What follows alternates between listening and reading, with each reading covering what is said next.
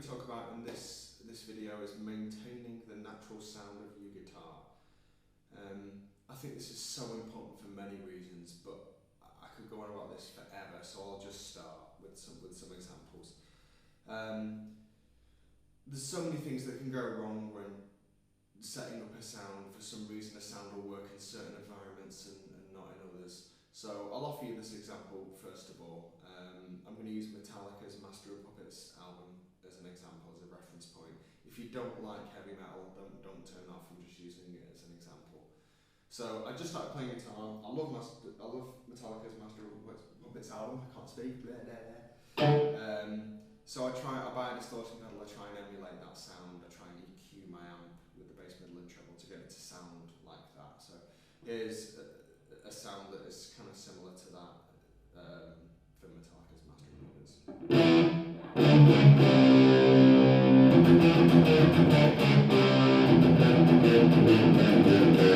And other riffs from that.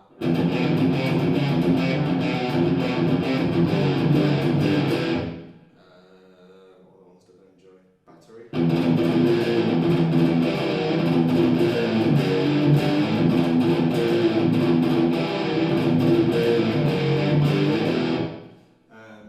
So that's an example of what I would, going back many years, what I would try and sound like. I'm trying to sound like the album, and you're probably going, well, what's wrong with that?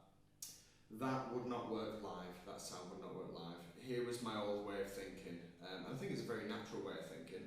When I first started, I was trying to sound like the album Master of Puppets. I wasn't trying. This is the key thing. I wasn't trying to sound like the guitars on the album Master of Puppets. I was trying to get my guitar in my bedroom to sound like two guitars that were probably like quadruple tracked to get that riff sounding absolutely huge but still tight. And I was also trying to sound like the bass. I was trying to sound like more like the mix of the album. So the low end, if I analyse that sound for just a second, that low end there is way too bassy. It takes ages for the speaker code to return to 0. I don't know how well this camera will pick this up, but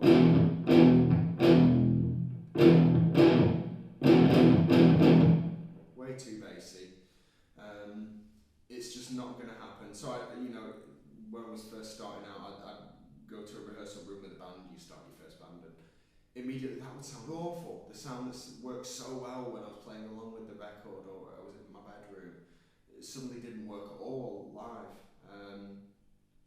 If I stay on that for a second, if you had the mixing console when they did that album, and you're listening to the album, if you were to actually drop down all the bass, the other guitars, all the drums and everything, you'd probably notice that sound was actually quite thin.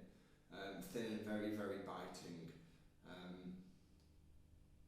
So that's really what you want your guitar sound to be like. You want to leave room for the bass. As soon as that bass player, you're invading his frequency space, he'll turn up, and as soon as that bass player turns up, it's all over.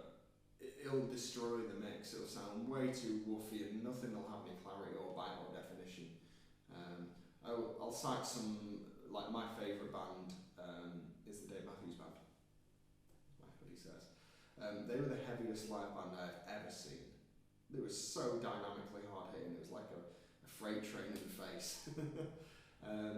But when you look at their instrumentation, there's acoustic guitar there, there's bass guitar, there's saxophone, sometimes there's baritone saxophone really low, there's the violins doing all the highs. Each member of that band is assigned a specific place in the frequency.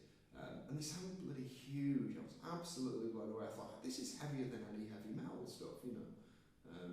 So check out the Dave Matthews Band if you haven't, especially live. They're fantastic. On that similar tangent, if you have the means to go and see one, go and see a live orchestra. It doesn't get any heavier than a live orchestra because all those natural instruments are breathing. They all sound as they're meant to sound. You'll know what I mean if you've been to see a live band and there's two guitar players up there and whatnot. Maybe they've got a keyboard player, and everyone's got a different kind of low end. Everyone's got a different kind of distortion. Maybe everybody coming out of every amplifier has got a different type of reverb. There's all this mess that's going on. It doesn't translate well live. So this bit now is only my take on how I would EQ my amp. Let's have a quick look.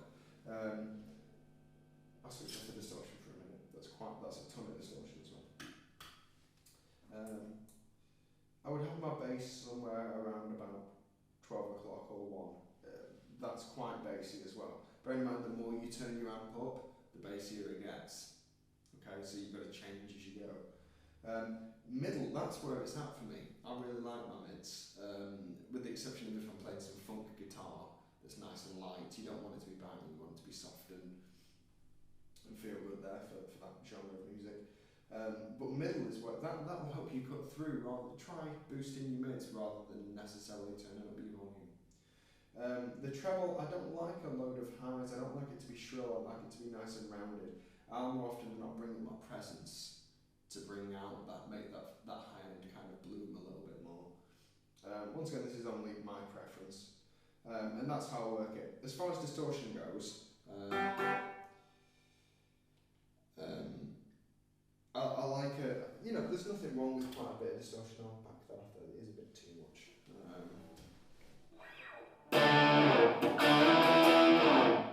So that's, I'm on 10 there on the bridge humbucker, and you think, okay, that's quite distorted.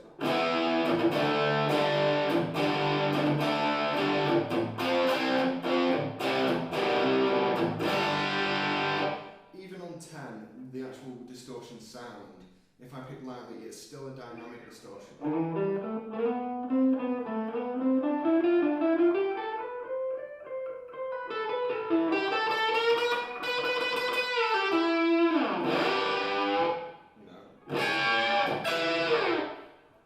That can really bite. With most modern amps, there's nothing wrong with them, but Mesa Boogie rectified amps, they get a bit of a bad name sometimes because people tend to just crank the distortion up, and the difference between the lightest note you can hit and the loudest note you can hit is very little. So that's a good way that I might test it. Just play a looping riff.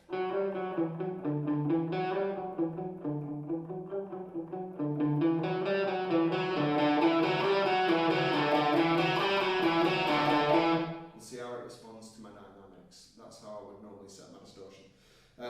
As far as the volume knob goes, don't just whap it up to 10 and leave it there.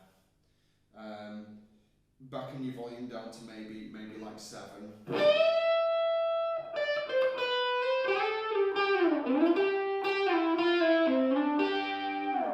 don't know what I'm playing there.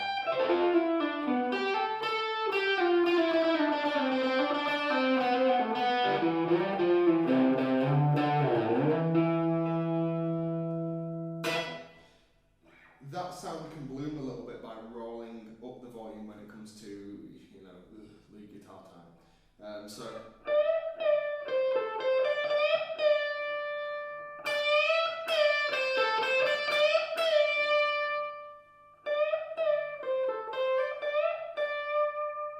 Sometimes I like a distortion sound that is almost clean.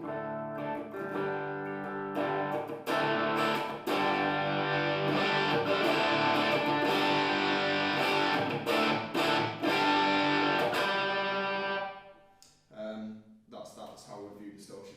A good way to do this, if you're there at home, and it is subjective, it is what do you like when it comes to your EQ. To maintain that natural tone of your instrument, play a chord, any chord that you like, and just listen to it, put your ear on the top of the guitar, and then come away. When your ear's on the guitar, that should be how your guitar, in my opinion, should sound when it's on 10. So when it's right up there. And in my humble opinion, I'm pretty much bob on there in terms of how it sounds there. When you bring your ear off, you'll notice a lot of the detail goes away, a lot of the high end. It's not as bright. So the sound when I hear naturally my guitar now, when my ear isn't against there, that is how I would normally have it on about 7 or 8. So in the room, hopefully.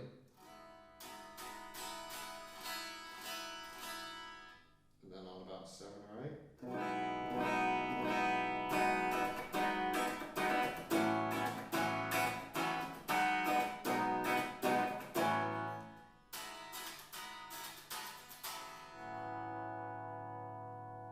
hopefully it's true. People would, in my opinion, prefer to listen to that. The best advice here is you can play the most aggressive heavy metal or the softest blues, whatever it is that you're into. It's all relative to each other. But listen to your sound the way the man on the street listens to it. Close your eyes, listen to you playing in rehearsal, listen to you playing live on stage. Granted, live on stage you're at the mercy of the sound man a lot of the times, but if you can have this happening, there's only so much a bad sound man could mess up your sound. Hopefully this has been of some use. I feel like it's one of the more important videos. People don't really talk about maintaining that natural EQ that their instruments have. So listen to your own playing, especially when setting your distortion. I think if everybody's honest there, we get cleaner, better guitar tones, which are truer to how you actually sound. Post some video responses, post some comments. This is one that I'd like to see some comments and hear your thoughts on, because it is so subjective, but that's my 2 cents anyway. Thank you very much.